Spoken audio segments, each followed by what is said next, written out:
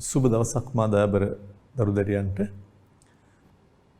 ඔබ දන්නවා දැන් අපි කතා කරයි යන නිපුණතාව ජාතික ගිණුම්කරණයටත් ගොඩක් සම්බන්ධයි. ඔබ ඉගෙනගත්ත සමහර කොටසුත් සම්බන්ධ වෙනවා. ඒ නිසා මේ ප්‍රශ්නය තෝරගන්නවා නම් ජාතික ගිණුම් හා සාර්වාර්ථික සමතුලිතය කියන දෙකම ඔබ හොඳ අවබෝධයෙන් ඉන්න ඕනේ. දෙවන කාරණේ තමයි කෙනෙක්ට සමහර විට මේ මාතෘකාව කොයි තැනක හෝ අමාරුයි කියලා හිතුනොත් ඔබ හිතා ගන්න ඕනේ මේක තමයි ලේසිම එකේ කියලා. හේතුව මේක හරිම තර්කානුකූල නිපුණතාවක්. සමහර විට ඔබට ඉල්ලුම සැපයුම වගේ සමතුලිතය ආණ්ඩුවේ මැදිහත් වීම වලටත් වඩා මේ ප්‍රශ්නේ තෝරා ගැනීම සමහර තැන්වල ලේසි වෙන අවස්ථාවල් තියෙනවා. ඒ නිසා මේක ඊටාම තර්කානුකූලව ඔබ අහන් හිටියොත් ඔබ ඉගෙන ගත්තොත් මේක බොහොම පහසු මාතෘකාවක්. හොඳයි. මම පොඩි කාලයක් අරගෙන ආයෙත් ඔබට මීට පෙර දවසේ කතා කරපු දේ පැහැදිලි කරා නම් හොඳයි කියලා මට හිතුණා. ඒක අද කරන කොටස් වලට සම්බන්ධ වීම සහ මුල හරියේදී හොඳ අවබෝධයක් දැනුමක් ඔබට තිබුණොත් තමයි ඊළඟ කොටස හරියට අහගෙන ඉන්න හිතෙන්නේ. ඒ වගේම ඇල්මෙන් මේක ඉගෙන ගන්න හිතෙන්නේ. ඒ නිසා මම ටිකක් වෙනස් ආකාරයකට ඔබට ආයෙත් මේ මුල කොටස සාකච්ඡා කරන්න බලාපොරොත්තු වීමක් වෙනවා. අපි පහුගිය එකේදී කතා කරේ සාර්ව ආර්ථික සමතුලිතය කියන්නේ මොකක්ද කියන එක සම්බන්ධ කොටස. මම ඒක ආයෙත් කතා කරොත් ආයෙත් පැහැදිලි කිරීමක් කරොත් සාර්වාර්ථික සමතුලිතය කියලා අපි කියන්නේ සාර්වාර්ථික සමතුලිතය කියලා කියන්නේ සමස්ත ආදායම් මට්ටම එහෙම නැත්නම් සමස්ත නිමැවුම් මට්ටම උච්චාවචනය වෙන්නේ නැතුව ඉහළ පහළ යන්නේ නැතුව පවත්නා මට්ටමේම නොවෙනස්ව පවත්වා ගැනීම කියන එක. සාර්වාර්ථික සමතුලිතය කියලා කියන්නේ ආර්ථිකයේ සමස්ත ආදායම් මට්ටම ආර්ථිකයේ සමස්ත නිමැවුම් මට්ටම උච්චාවචනය නොවි ඒ පවත්නා මට්ටමේම නොවෙනස්ව එල්බ සිටීමේ ප්‍රවණතාව. ඒකම තමයි සමතුලිත ජාතික ආදායම කියන එකෙන් අදහස් කරන්නේ. ඒ කියන්නේ කිසියම් ජාතික ආදායම් මට්ටමක් යම් නිමැවුම් මට්ටමක් පවත්නා අගයේ සිට ඉහළට යන්නෙත් නැතුව පහළට යන්නෙත් නැතුව උස් පහත් වීමකින් තොරව නොවෙනස්ව පවතින තත්ත්වයක්. හොඳයි. මේක ඔබ සාමාන්‍ය සමතුලිතයේදීත් දන්න එකක් නේ. සාමාන්‍ය සමතුලිතයේදී ඔබ දන්නවා මිලහා ප්‍රමාණය මේ පැත්තට දාලා අපි අඳින ඉල්ලුම් සැපයුම් වක්‍රවලදී මේකෙත් වෙන්නේ සමතුලිතය කියලා කියන්නේ ඉල්ලුම් සැපයුම් කියන පරස්පර විරෝධී බලවේග දෙක ක්‍රියාත්මක වෙලා තීරණය වන මිලහා ප්‍රමාණය. ඒ කියන්නේ මෙතන තමයි සමතුලිතය. මේක උස් පහත් වෙන්නේ නැතුව යම් අවස්ථාවක තියෙනවා. ඒක තමයි සමතුලිතය. සමතුලිතය කියන්නේ අපි කියනවා හැම වෙලාවකම කවදාවත් වෙනස් වෙන්නේ නැත් තත්වයක් නෙමෙයි. නමුත් යම් අවස්ථාවක උස් පහත් වෙන්නේ නැතුව තියෙන තත්වයක්. තරාදියක දෙපැත්තක් නිතර වැනෙනවා. තැටි තරාදියක් ගත්තොත්. හැබැයි යම් මොහොතක තරාදි පඩිහා භාණ්ඩ සමාන වෙච්ච වෙලාවක වෙනස් වෙන්නේ නැතුව තියෙනවා. එතකොට ඒ නිසා මේ සමතුලිතය කියන්නේ මෙතන මේ සමතුලිත ප්‍රමාණය. සමතුලිත සාර්වාර්ථික සමතුලිතය කියන්නේ මෙතන මේ සමතුලිත යේදී නිමැවුම් මට්ටම. සමතුලිත ජාතික ආදායම. ඒ වගේ මේ පැත්තෙන්ම ඔබ නිතර මේක මතක තියාගත්තා නම් හොඳයි. ඉතින් මා ඔබට පැහැදිලි කිරීමක් කරා මෙහෙම. මා කිව්වා ඔබට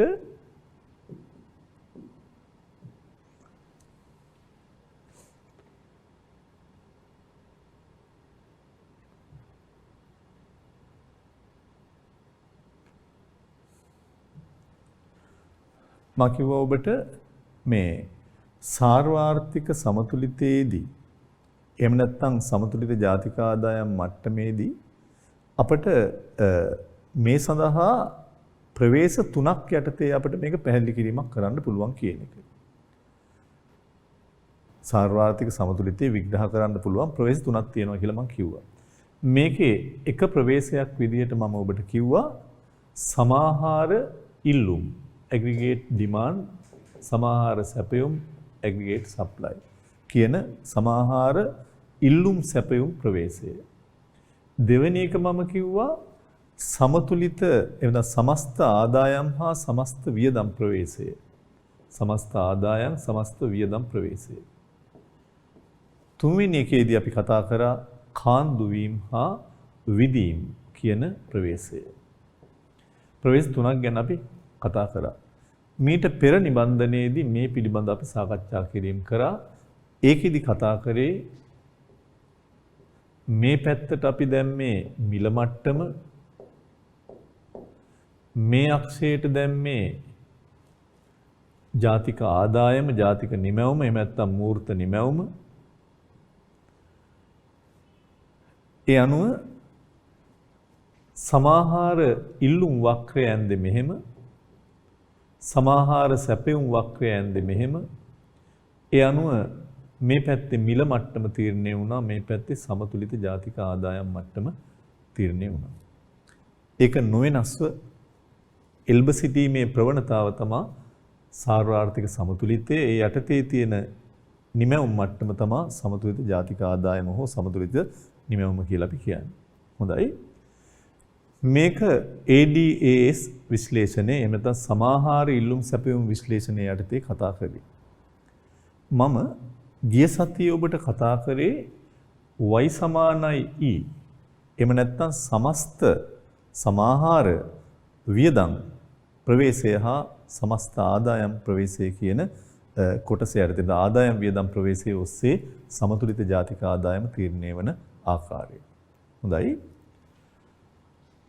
මේ ප්‍රවේශයේ යටතේ අපි කතා කරද්දී අපි යම් දෙයක් කිව්වා. මොකද්ද කිව්වේ? අපි කිව්වා අපි මේ යන්නේ කේනීසියානු සරල ආකෘතියක් අනුගමනය කරලා. කේනීසියානු සරල විග්‍රහයක් ආකෘතියක් යටතේ තමයි මේ කතා කරන්නේ. ඒකට හේතුව ඒකෙදී අපි ඔබ දන්නවා සාර්වාර්ථිකයේ පියා ජෝන් මේනාඩ් කේන්ස් විසින් ඉදිරිපත් කරපු ඊටාම සරල ආකෘතියක් පදනම් කරගෙන සමතුලිත ජාතික ආදායම තීරණය වන ආකාරය තමයි මේකෙදී අපි කතා කරන්නේ. ඒකට කතිර ආකෘතිය කියලාත් අපි කියනවා.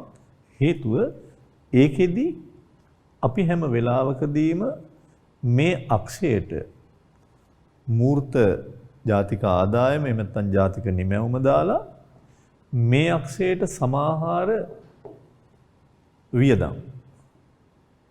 සමාහාර වියදම් මේ අක්ෂයට දාලා අපි y සමානයි e වෙන අවස්ථාවේදී සමතුලිතයේ තීරණය වෙනවා කියලායි කිව්වේ.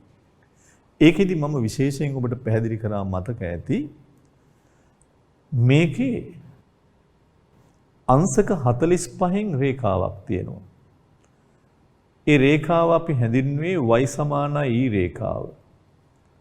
මෙහෙයුම් රේඛාව. ඇයි මේක අංශක 45 රේඛාව හෝ y සමානයි රේඛාව කියන්නේ? මේක අපි පදනමක් විදිහට ගන්නවා සමතුලිත ජාතික ආදායම තීරණය කරද්දී. ඒකෙදි හැම තැනකම හැම ලක්ෂයකදීම ආදායම සමානයි සමාහාර වියදමට. හැම තැනකම 2000 දී සමාහාර වියදම 2000 නම් ආදායමත් 2000යි. ඒ වගේ. මේකේ සමතුලිත වෙන්නේ මෙන්න මේ y සමානයි e රේඛාව y සමානයි e රේඛාව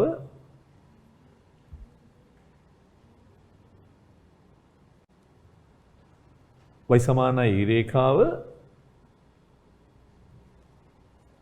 e වක්‍රයට සමාහාර වියදම් වක්‍රයට ඡේදනය වන තැනේදී මේක e වක්‍රය සමාහාර වියදම. ඔබට මතක ඇති සමාහාර වියදම කිව්වේ කිසියම් කාල පරිච්ඡේදයක් තුල ආර්ථිකයක් තුල සිදුවන නිමැවුමට අපේක්ෂා කරන මුළු ඉල්ලුම.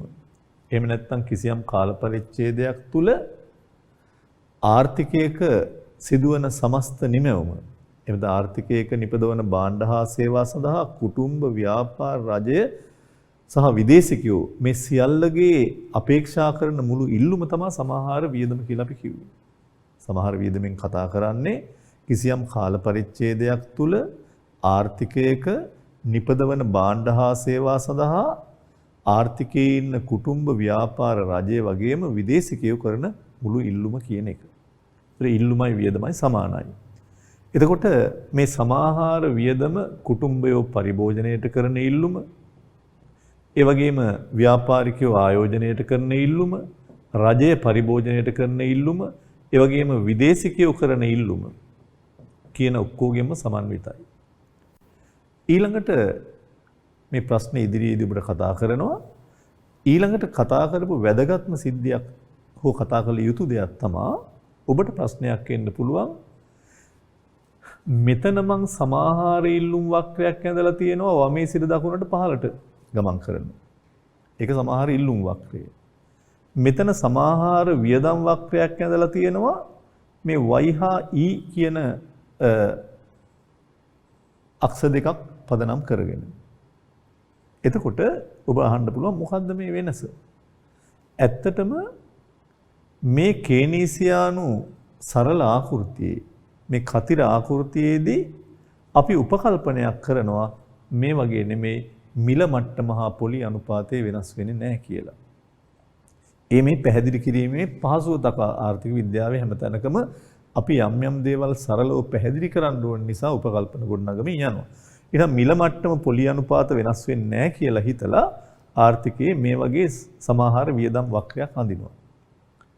ඒකෙදි තමයි අපි මේ E හා Y දාලා මේක අඳින්නේ අපි පැහැදිලි කිරීම සඳහා.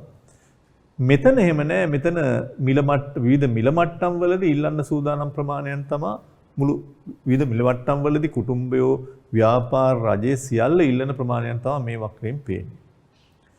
මේක එහෙම නැහැ. මේකෙදි ඇත්තටම මිල ඒ වගේම පොලි අනුපාත මේවා ස්ථාවරයි කියලා හිතලා මේ කුටුම්බයෝ ව්‍යාපාරිකයෝ රජය විදේශිකයෝ මුළු නිමැවුම සඳහා කරන ඉල්ලුම කොච්චරක්ද කියන එක තමයි මේකෙන් පෙන්වු කිරීමක් කරන්නේ.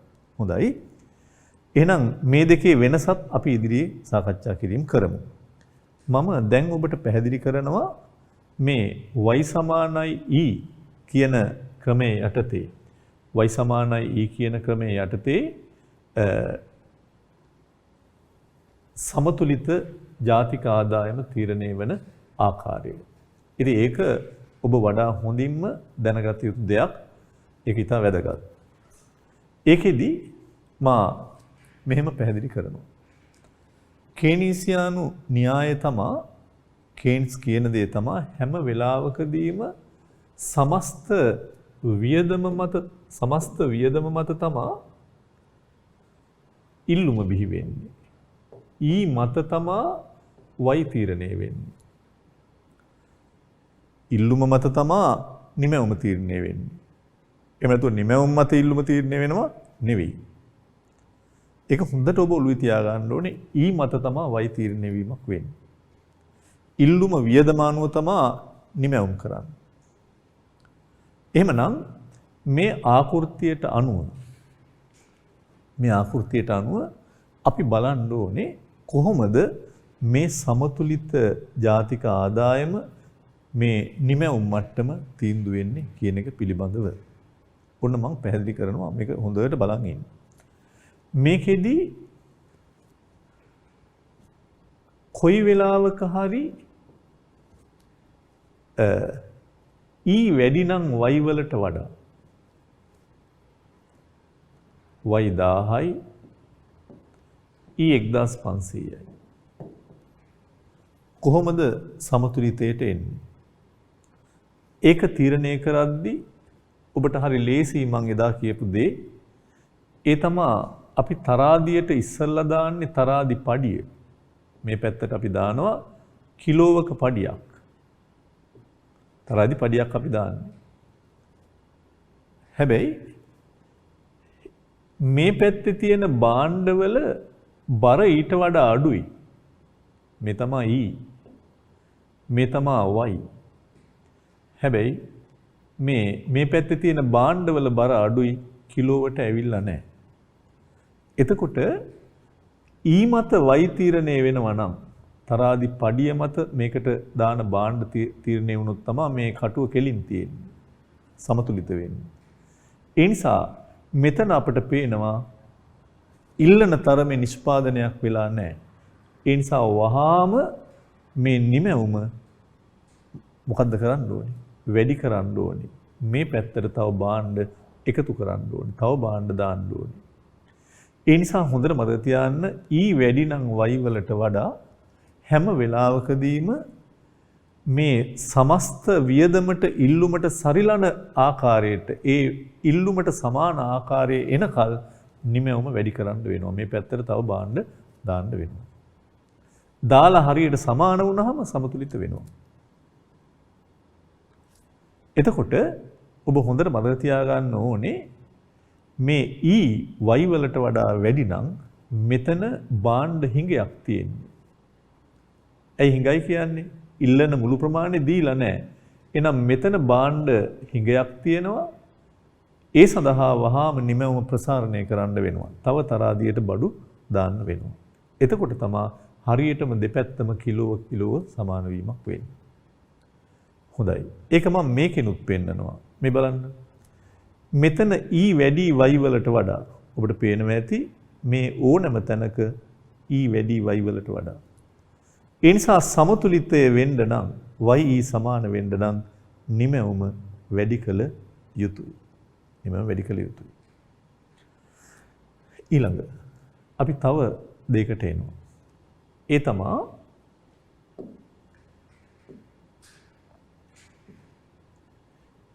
E වලට වඩා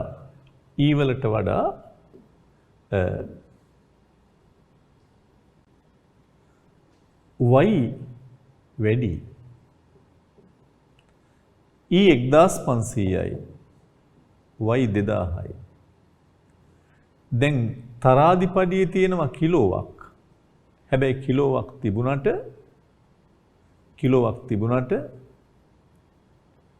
මෙතන භාණ්ඩවල බර ඊට වඩා වැඩි.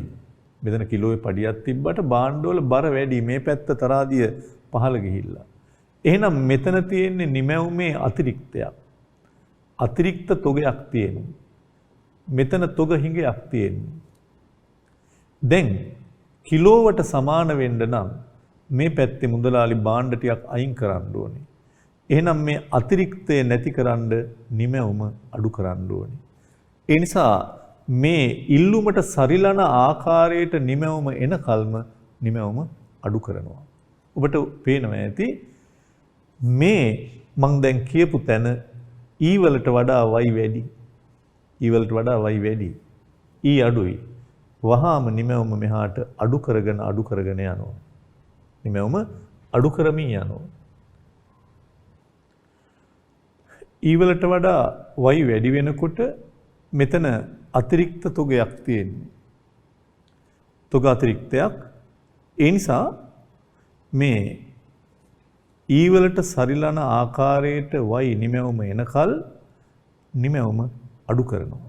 මේ පැත්තේ භාණ්ඩ වැඩි නම් වහාම E වලට හරි මේ පඩියට සරිලන ආකාරයට භාණ්ඩ අඩු කරලා මේ දෙක සමාන කරනවා.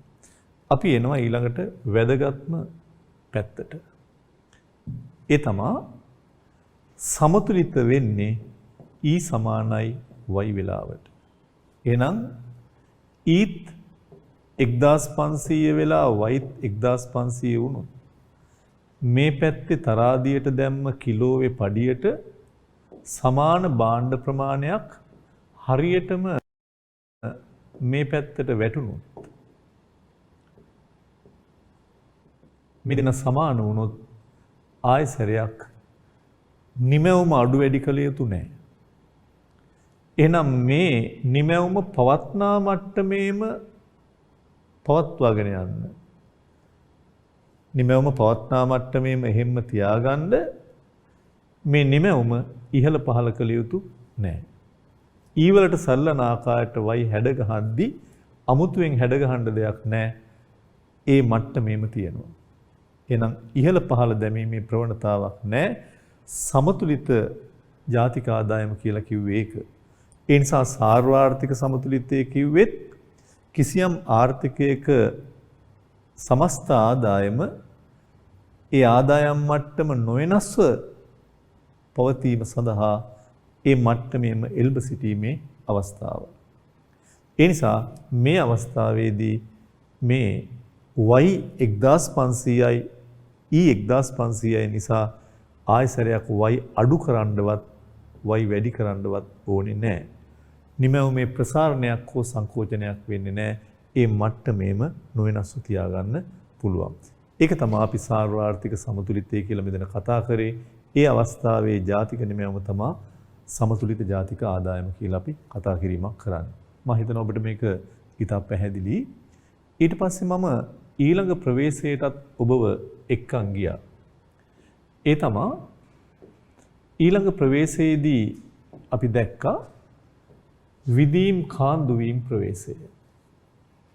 මම මේ පහුගිය සතියේ කොටසයි ආයොබත් එක්ක සාකච්ඡා කිරීම කරන්නේ. ඒකට හේතුව මේක ඉතාමත් වැදගත් ඔබට. නැත්තම් ඔබට ඊළඟ කොටස් පිළිබඳව තියෙන අවබෝධය අඩු වෙන්න ඉඩ තියෙන නිසා. එහෙනම් මොකක්ද ඊළඟ ප්‍රවේශය? ඊළඟ ප්‍රවේශය තමයි W සමානයි J. එහෙම නැත්නම් W කියන්නේ කාන්දු වීම, J කියන්නේ විදීම.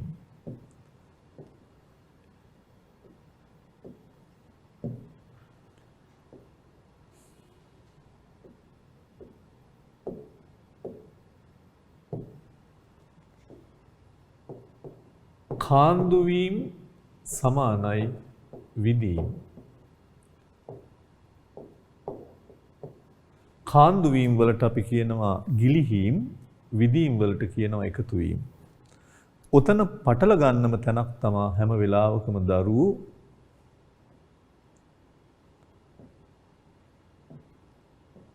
මේ කාන්දු වීම, විදීම් කියන එකේ අර්ථය නිවැරදිව දන්නේ නැතුව කටපාඩම් කරනවා මේවට ඇතුළත් වෙලා තියෙන දේවල්. මේ කුටුම්බාංශය, මේ ව්‍යාපාරාංශය, ජාතික ආදායම සමතුලිත වෙනවා y වලට සරිලන ආකාරයට e තිබ්බහම y සමානයි e. නමුත් ආර්ථිකයක් තුල සමහර අවස්ථාවලදී මේ සමාහාර වියදම් ප්‍රවාහයට පිටතින් මූල්‍ය ප්‍රවාහ එකතු වෙනවා. මා කියන වචන හොඳට ඔබ අවබෝධ කරගන්න ඕනේ. පිටතින් මූල්‍ය ප්‍රවාහ එකතු වෙනවා. මේක ගංගාවක වතුර ගලා යනවා වගේ, දිය ඇල්ලක වතුර යනවා වගේ මෙහෙම හැමදාම යනවා.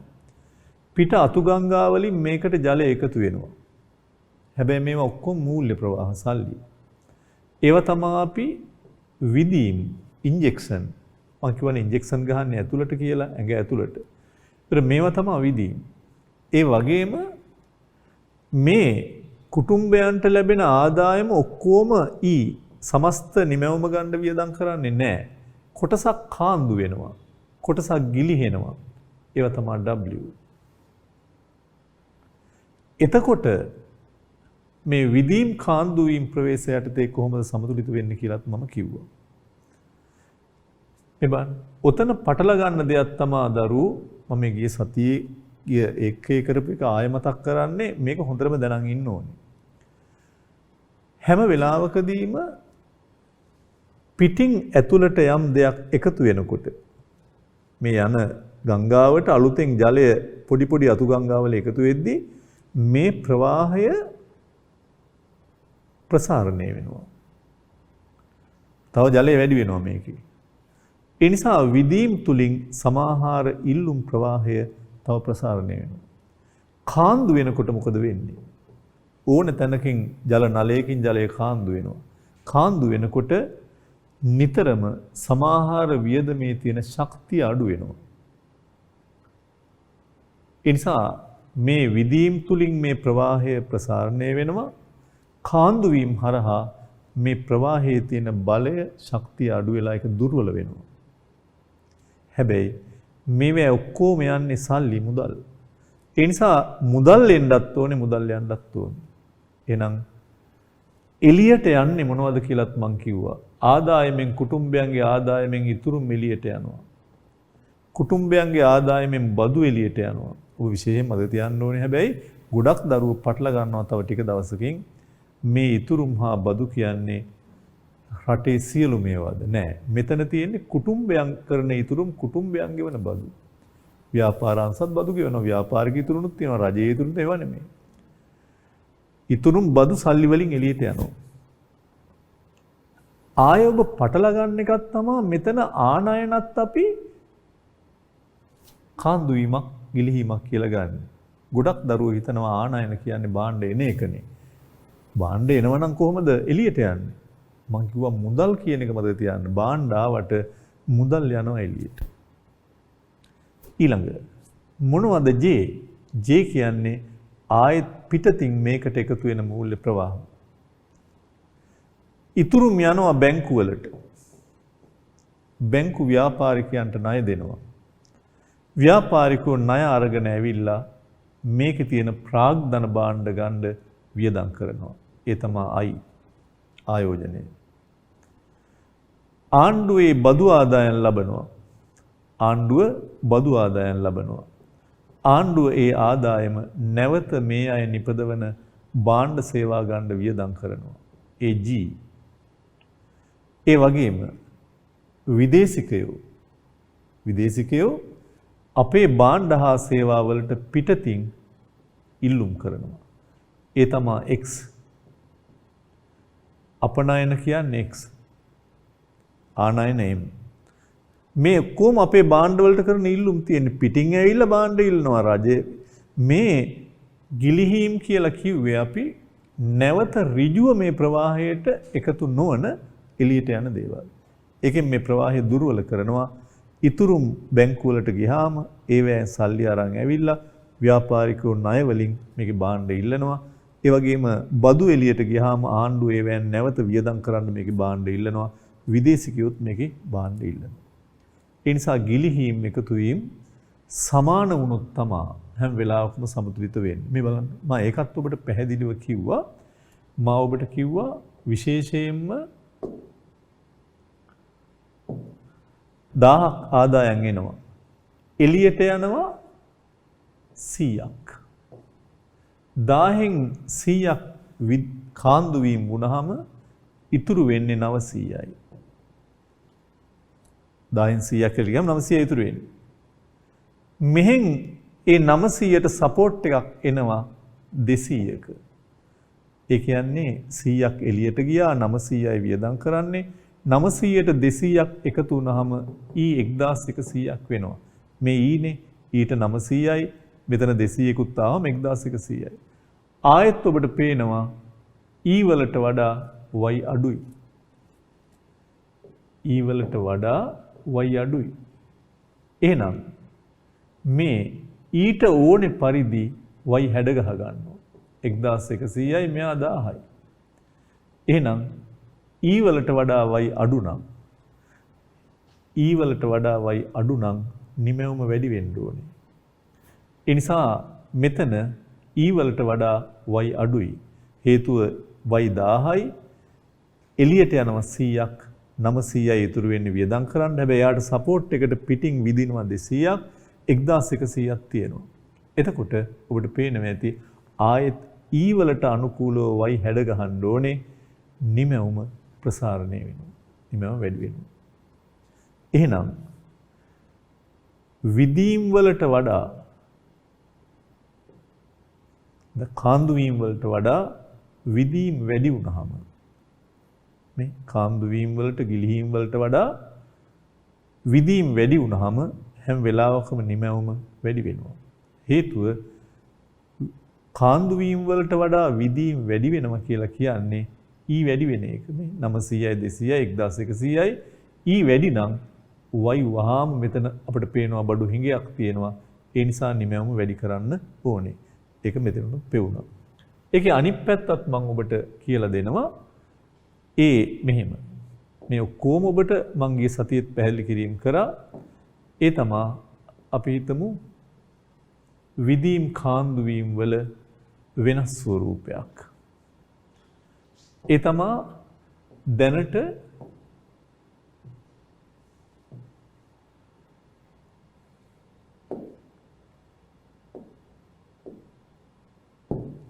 දාහක් ආදායම 1000න් 100ක් එළියට යනවා. ඉතුරු වෙන්නේ 900යි. 1000න් 100ක් එළියට යනවා 900ක් ඉතුරු වෙනවා. මෙතනින් J විදිහට එන්නේ 50යි. එහෙනම් මේක පේනවා ඇති බං හිතන්නේ 1000න් 100ක් ගියාම 900ක් ඉතුරු 900ට සපෝට් එකට 50ක් එනවා. දැන් E වලාගය 950යි මේ E 900යි මේ 50ත් එක්ක 950යි තියෙන්නේ.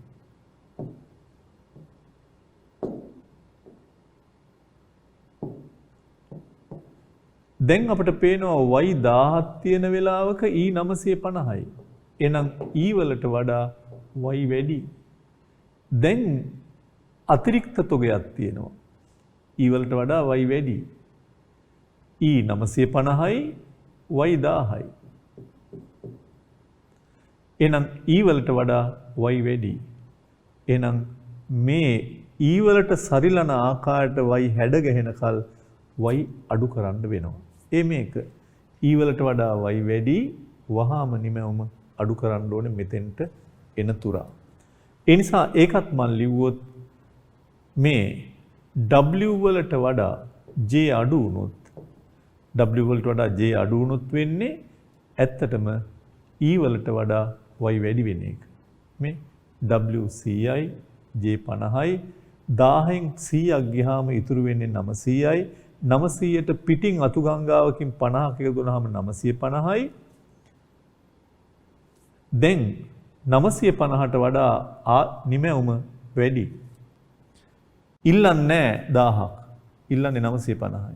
ඒ නිසා අතිරික්ත තොගයක් තියෙන හින්දා නිමැවුම වහාම අඩු කරන්න ඕනේ මේ E වලට සරලන ආකාරයට y ගොඩ එනකල්. ඒ නිසා ඒකේ නිමැවුම වහාම අඩු කළ යුතුයි. හොඳයි. ඊළඟ අවස්ථාව තමා W හා J සමාන වෙන අවස්ථාව. 1000න් එළියට යනවා නම් 100ක්. 1000න් එළියට යනවා නම් කාන්දු වීම විදිහට 100ක්. එහෙම නැත්නම් ගිලිහීම් විදිහට 100ක්. මෙතන වියදම් කරන්න ඉතුරු වෙන්නේ 900යි. හැබැයි පිටස්තර අතුගංගාවකින් මෙයාට සපෝට් එකට එන්නෙත් 100 නම් 100ක් ගියා ඉතුරුනේ 900යි 100ක් එනවා. දැන් E වලාගය හරියටම 1000යි.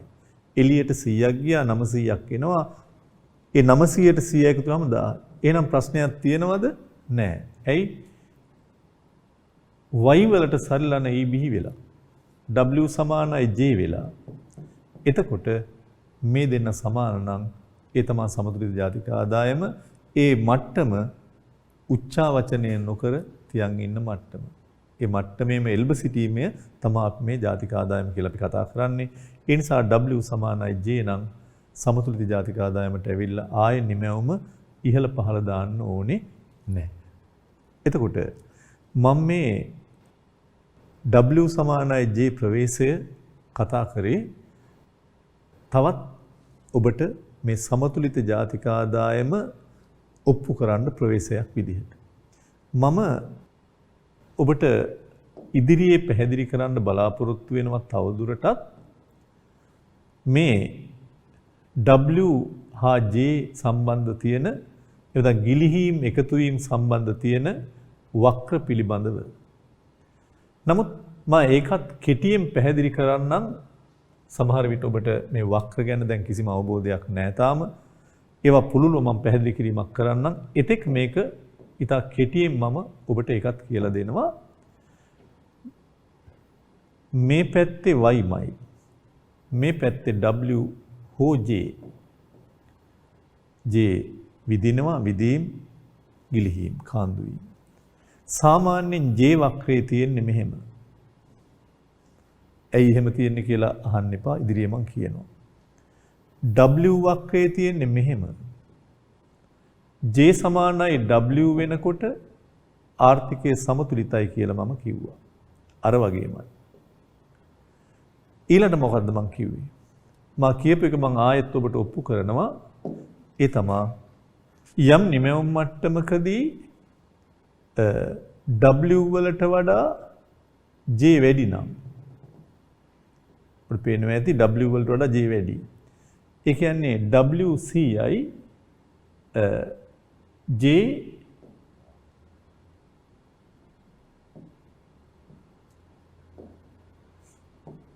අපි හිතමු 150යි. W වලට වඩා J වැඩි නම් අරහෙන් 100ක් ගියාට 900යි 150යි 1050ක් E. E වැඩි. ඒ නිසා Y වැඩි කරන්න ඕනේ. ඒක තමයි මෙහාට එන්නේ. Y වැඩි කරන්න ඕනේ. ඒ වගේම J වලට වඩා W වැඩි නම් යම් නිමැවුම් මට්ටමකදී J වලට වඩා W වැඩි කියලා කියන්නේ JCI අපි තුමු WCI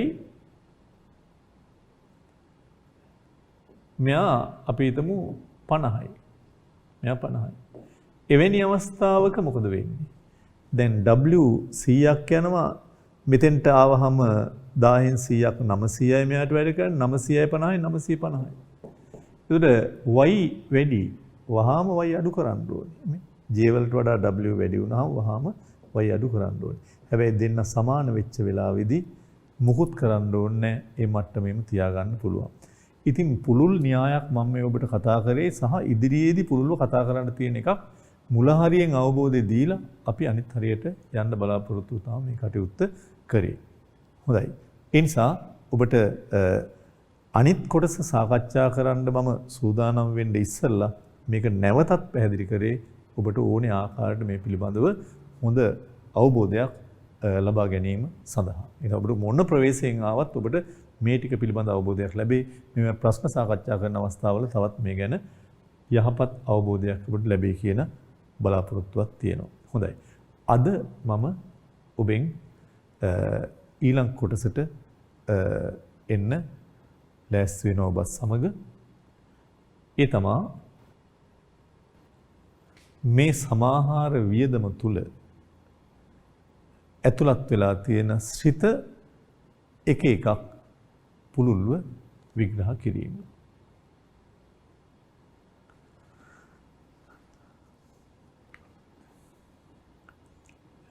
ඔබට මතක ඇති සමාහාර ඉල්ලුම E සමාහාර වියදම පෞද්ගලික පරිභෝජනය ආයෝජනය රජයේ පරිභෝජනය සහ සුද්ධ අපනයන x ඍණ m හෝ nx වලින් සමන්විත වෙනවා. අපි මුලින්ම කතා කරන්නේ පෞද්ගලික පරිභෝජනය පිළිබඳව. මම මුලින්ම ඔබට කිව්වා මතක ඇති ජාතික ගිණුම්කරණයේ වියදම් ප්‍රවේශයේ යටතේ දලදේශීය නිෂ්පාදිතය හොයන කොටත් අපි මේ ටික කතා කරා. මා නිකන් ඔබට මතක් කිරීමක් කරොත් ජාතික ගිණුම්කරණයට සම්බන්ධ වෙලා ඔබ දැක්කා පෞද්ගලික පරිභෝජනය C ඊට පස්සේ ආණ්ඩුවේ හෝ රජයේ පරිභෝජනය G ඊළඟට දල ආයෝජනය I මේ ටික එකතු වුණාම ආවා දලදේශීය වියදම. දලදේශීය වියදමට අපි එකතු කරා සුද්ධ අපනයන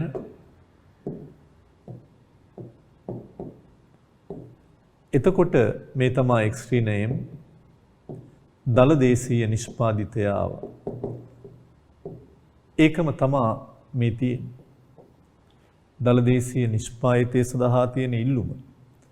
ඒ නිසා C ධන G ධන I ධන x ඍණ m තමයි මේ ආවේ. වියදම් ප්‍රවේශයේ තියෙන දලදේශීය නිෂ්පාදිතයෙන් පේන්නේ මේ සමාහාර ඉල්ලුම තමයි. හොඳයි. එතකොට අපි අද මුලින්ම ඔබත් සමග කතා බහ කරන්න යන්නේ මේකේ තියෙන පෞද්ගලික පරිභෝජනය කියන කොටස. C කියන කොටස. මොකද්ද පෞද්ගලික පරිභෝජනයෙන් අපි කතා කරන්නේ? ඔබ මේව ගැන පුළුල්ව විස්තර කරලා ඉවරයි. දැනටත් පරිභෝජන වියදම ගැන අපි කතා කරා. සත්‍ය සුනිශ්චිත පරිභෝජනය වගේ දේවලුත් කතා කරලා ඉවරයි. එතකොට මේ පෞද්ගලික පරිභෝජනය කියලා අපි කතා කරනකොට මෙතෙන්දී අපි කතා කරන්නේ මේක කොහොමද අපි සිතයක් විදිහට ගන්නෙ? ඒ වගේම වැය කළ හැකි ආදායම අනුව කොහොමද මේක වෙනස් වීම වෙන්නේ? මේක ජාමිතිකව කොහොමද පෙන්වන්නේ? ඒවා. ඒ නිසා ඔබ දන්නවා පෞද්ගලික පරිභෝජනය කියලා අපි කතා කරන්නේ කුටුම්බ විසින් අවසන් පරිභෝජනය සඳහා භාණ්ඩ හා සේවා වලට කරන ඉල්ලුම. කුටුම්බ විසින් තමන්ගේ පරිභෝජන භාණ්ඩ හා සේවා වෙනුවෙන් කරන ඉල්ලුම තමයි කුටුම්බ පරිභෝජනය. මේ මන් දක්වලා තියෙන විචල්යන් හතරෙන්ම ඊටාම වැදගත් වෙන්නේ මේක රටක සමාහාර වියදම තුල වැඩිම ප්‍රතිශතයක් තියෙන්නේ පෞද්ගලික පරිභෝජනය. ඊළඟ මම ඔබට කතා කරන්නේ මේ පෞද්ගලික පරිභෝජනයේ කුමන සාධක මත තීරණය වෙනවාද කියන එක. පෞද්ගලික පරිභෝජනය තීරණය වෙන කුටුම්බ පරිභෝජනයේ තීරණය වෙන ඊටාම වැදගත් සාධකය තමයි වැය කළ හැකි ආදායම. වැය කළ හැකි ආදායම කියන්නේ YD. මට කියන්න මේකත් එක්ක තියෙන සම්බන්ධය මොකක්ද කියලා. වැය කළ හැකි ආදායම වැඩි වෙනකොට ඔබ අතේ හරි තියෙන සල්ලි වැඩි වෙන්න කුටුම්බ පරිභෝජනය වැඩි වෙනවා. අඩු වෙනවා. ඒ නිසා නිතරම වැය කළ හැකි ආදායම හා පරිභෝජනය අතර හැම වෙලාවකම අනුලෝම සම්බන්ධතාවක් තියෙන්නේ. වැය කළ හැකි ආදායම වැඩි වෙද්දී පරිභෝජනය වැඩි වෙනවා, අඩු වෙද්දී අඩු වෙනවා. මේ ප්‍රබල සාධකයට අමතරව කුටුම්බයෝ ඔබ මේවා කටපාඩම් කරන්න යන්න එපා. ඔබේ ගෙදරක තත්ත්වය බලන්නකෝ. ඔබේ ගෙදර පරිභෝජනයේ තීරණය වෙන්නේ මොනවද කියන්නේ? අම්මා තාත්තා සමහරට කවුරු හරි ගෙදර ආදායම් උපයන්නෙක්ගේ ආදායම අනුව සමහරට වැඩියෙන් ආදායම් ලැබපු මාසෙක වැඩියෙන් පරිභෝජනය කරන අඩු වෙද්දී. හැබැයි සමහර මාස තියෙනවා ආදායම අඩුයි. සතයක්වත් නැහැ. සමහර විට මේ කොරෝනා නිසා රැකියා අහිමි වෙච්ච අය ඕනේ තරම් ඉන්නවා.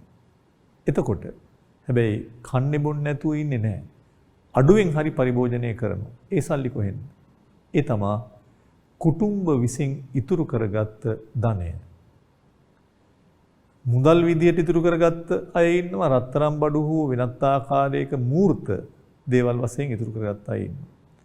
ඒ නිසා අන්නේ කුටුම්බ සතු ධනය වෙල්ත් එක මූර්ත හා මූල්‍ය වශයෙන් ඉතුරු කරගත්ත සල්ලි පරිභෝජනයට යොදනවා.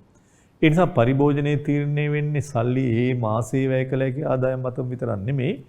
තමන් ඉතුරු කරගත්ත මුදල් හෝ මූර්ත මොනවා හරි වත්කමක් විකුණලා හරි අපට පරිභෝජනය කරන්න පුළුවන්.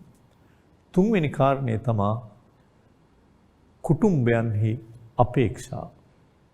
කුටුම්බවල විවිධ අපේක්ෂා තියෙනවා. සමහර විට අපට හිතෙනවා නම් මිල ලබන මාසයේ වැඩි වෙයි කියලා අපිට හිතෙනවා නම් ඊළඟ මාසවල භාණ්ඩවල මිල වැඩි වෙයි කියලා අපි අපේක්ෂා කරනවා නම් අපි මොකද කරන්නේ? මිල වැඩි වෙන කල් ඉඳලා බඩු ගන්නවට වැඩිය වාසි දැන් ගන්න එක. ඒ නිසා අනාගතයේ මිල වැඩි වෙයි කියලා අපේක්ෂා කරනවා නම් අපි දැන් වැඩියෙන් භාණ්ඩ ඉල්ලනවා. වැඩියෙන් පරිභෝජනය කරනවා කියන එක තමයි. ඒ නිසා පරිභෝජනය වැඩි කරනවා. මෙතන පරිභෝජනය කියන්නේ ඔබ දන්නවා ආර්ථික විද්‍යාවේදී වියදම් පිළිබඳ කතා කරන්නේ. ඒ නිසා කුටුම්බයන්ට හිතෙනවා නම් මිල අනාගතයේ වැඩි වෙයි කියලා දැන් වැඩියෙන් පරිභෝජනය කරනවා, මිලට ගන්නවා. මිල අඩු වෙයි කියලා හිතනවා නම් දැන් අඩුවෙන් පරිභෝජනය කරනවා, මිල අඩු වුණාට පස්සේ ගන්න. හතරවන කාරණේ කුටුම්බ පරිභෝජනයේ තීරණය වෙනවා කුටුම්බයන් මත සිදු කරන බදු අය කිරීම මත ටැක්ස්. බදු වැඩි රටවල සමහරට බදු වැඩියෙන් ගන්න කුටුම්බයන්ට සිදු වෙනවා තමන්ගේ ආදායමෙන් කොටසක් බදු ගෙවුවාම පරිභෝජනයට වැය කරන්න තියෙන සල්ලි අඩු වෙනවා. දැන් බදු අනුපාතයේ ඉහළ යනකොට පරිභෝජනය ආදායමත් වෙනවා. පහළ යනකොට පරිභෝජනය වැඩි වෙන්න පුළුවන්. තව කාරණයක් තමයි කුටුම්බ ලබාගත් ණය. කුටුම්බයෝ එදිනෙදා පරිභෝජනයේට ණය ගන්නවටත් වඩා කල්පවතින පරිභෝජන භාණ්ඩ ගන්න ණය ගන්නවා. සමහර මේ දවස්වල ණය ලීසින් පොලි අඩුයි. එතකොට ණය වැඩියෙන් ගන්න කාලෙට පරිභෝජනයට වැඩියෙන් ණය ගත්තොත් පරිභෝජනය වැඩි වෙනවා. අඩුවෙන් ගත්තොත් පරිභෝජනය අඩු වෙනවා. ඒ නිසා අනිත් පැත්තෙන් තව කාරණයක් අපි ගන්නවා රටේ මිල මට්ටම. මොකද්ද මිල මට්ටම කියන්නේ? එක භාණ්ඩයක නෙමෙයි සමස්ත භාණ්ඩ සේවා පැසක මිල. භාණ්ඩ සේවා තොගයක මිල. ඒ නිසා මේ මිල මට්ටම කියන්නේ ආර්ථිකයේම භාණ්ඩ සේවාවල මිල මට්ටම. ඒ නිසා මිල මට්ටම වැඩි වෙන්න මිල මට්ටම රටක වැඩි වෙන්න හැම වෙලාවකදීම පරිභෝජන මට්ටම වෙනස්කම් ඇති වෙනවා. දැන් ඔබ දන්නවා රටක මිල මට්ටම වැඩි වෙන එක තමයි උද්දමනය කියන්නේ. ඒතර මිල මට්ටම වැඩි වෙන්න සමහර විට ඒවෙන් ගන්න පුළුවන් භාණ්ඩ ප්‍රමාණය අඩු වෙනවා. ඒ කියන්නේ වත්කම් වල මූර්තාගේ අඩු වෙනවා.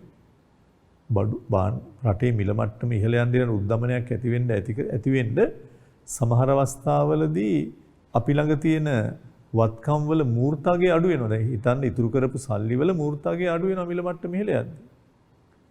ඒ නිසා හැම වෙලාවකදීම මේ මත තමයි පරිභෝජන මට්ටමේ අඩු වැඩි වීම වෙන්නේ. ඒ නිසා නිතරම රටක මිල මට්ටම ඉහළ යන්න තමන් ළඟ තියෙන සල්ලි වල අගේ අඩු වෙනවා පරිභෝජනයේ අඩු වීම වෙන්න පුළුවන්. ඒ අනුව රටක කුටුම්බ පරිභෝජනයේ තීරණය වෙනවා ප්‍රධාන වශයෙන් වැය කළ හැකි ආදායම, ඊළඟ ධනය, කුටුම්බයන්ගේ අපේක්ෂා, බදු අය කිරීම, ලබාගත් ණය, මිල මට්ටම් වැනි දේ.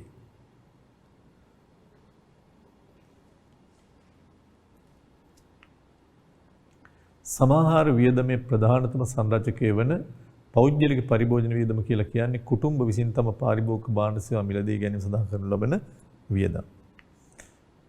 ඒවා තීරණය වෙන සාධකවල එකක් වැය කළ හැකි ආදායම YD.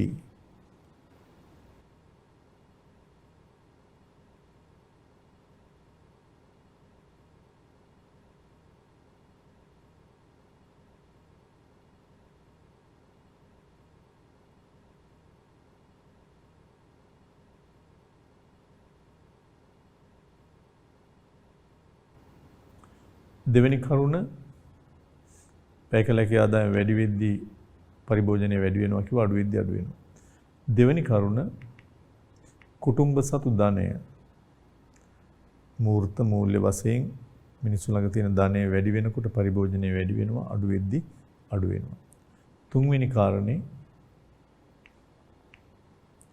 කුටුම්බයන්හි අපේක්ෂණ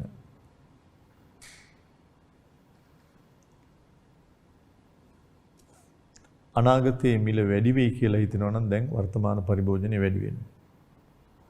හතරවෙනි කරුණ බදු අය කිරීම. බදු වැඩි වෙනකොට පරිභෝජනය අඩු වෙනවා. පස්වෙනි කරුණ කුටුම්බ ලබාගත් ණය. ණය ගන්නකොට පරිභෝජනය වැඩි වෙනවා.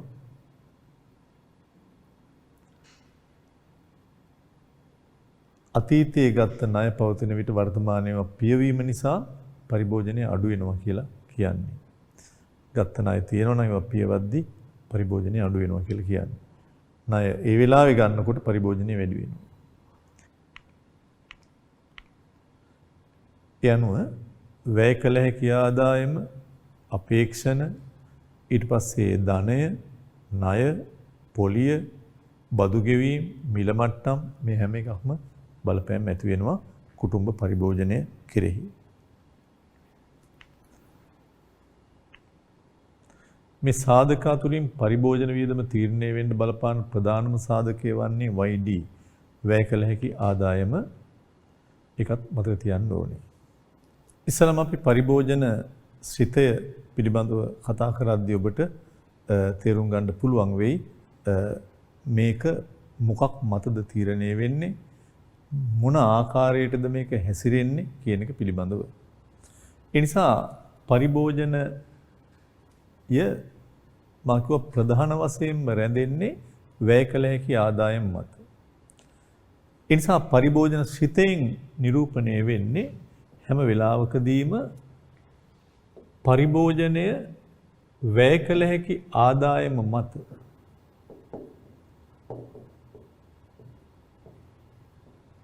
තීරණය වන්නක් බව. මේ F ෆන්ක්ෂන් මේ YD.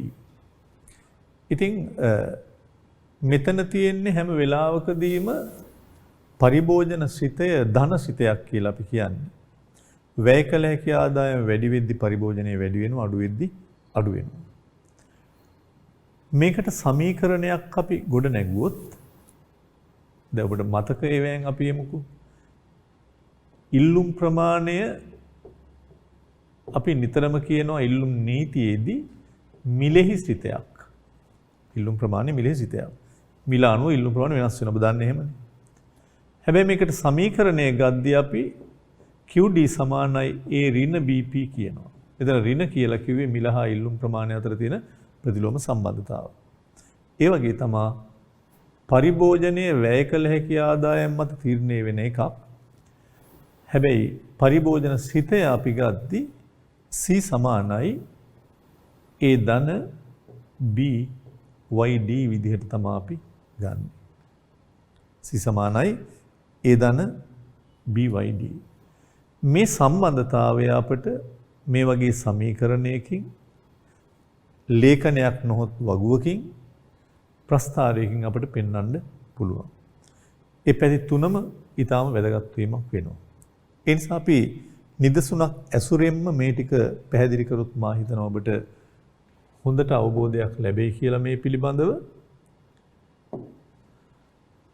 මා උදාහරණයක් ගන්නවා. C සමානයි A ධන BYD කියන එකට අදාළව C සමානයි C ධන 0.8යි YD.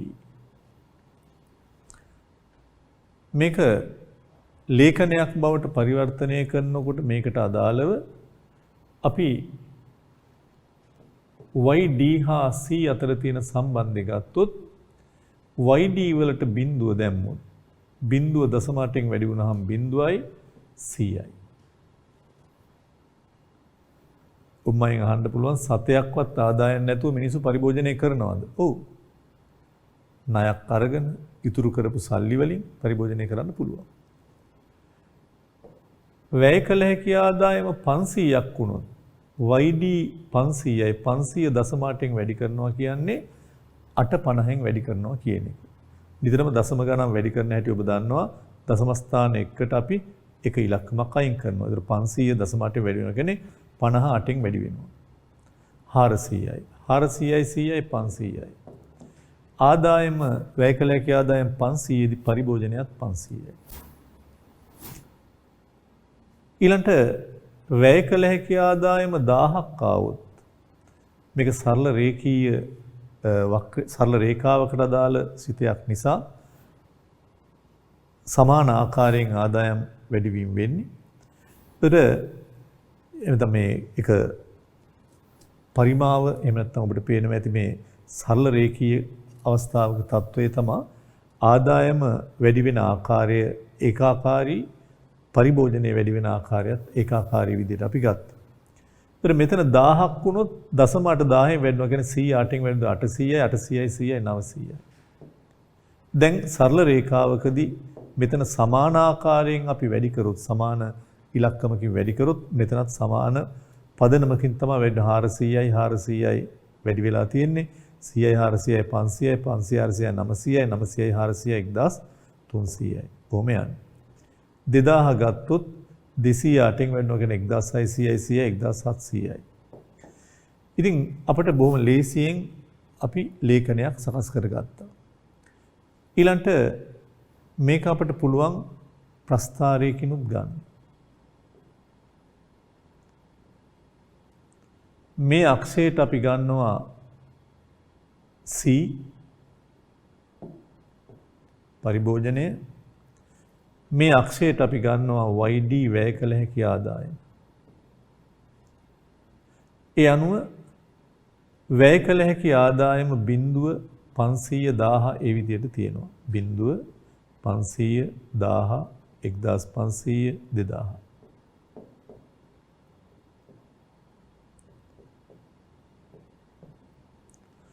පරිභෝජනය ගත්තොත් 100 500 900 1300 තියෙද්දී ඔබ දන්නවා අපට ඕන ඕන පරිමාව දාන්න බෑ.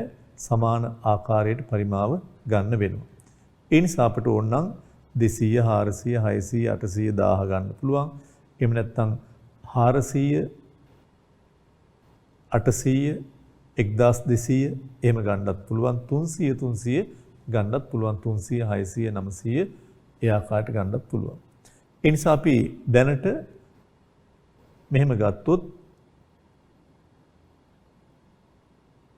කොටසක් අපි ගමුකෝ නම් 200 400 600 800 1000 තව මේකේ තියෙනවා. නමුත් එකක් දෙයක් අපි අරගෙන පෙන්නමු. 200 400 600 800 1000 ඒ විදිහට අපි එක ලක්ෂ දෙකක් ලකුණු කරත් අපිට ඇති. බිඳුවේදී 100යි කියන්නේ හරියටම මෙතන. බිඳුවේ 100යි.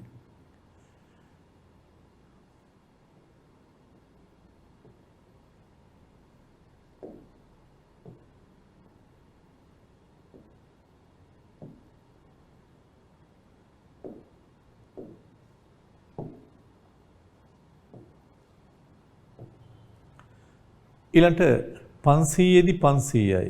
මෙන්න 500 500 මෙතන ඊළඟ ලක්ෂය. 1000දී 900යි. 800යි 900 කියන්නේ මෙතන.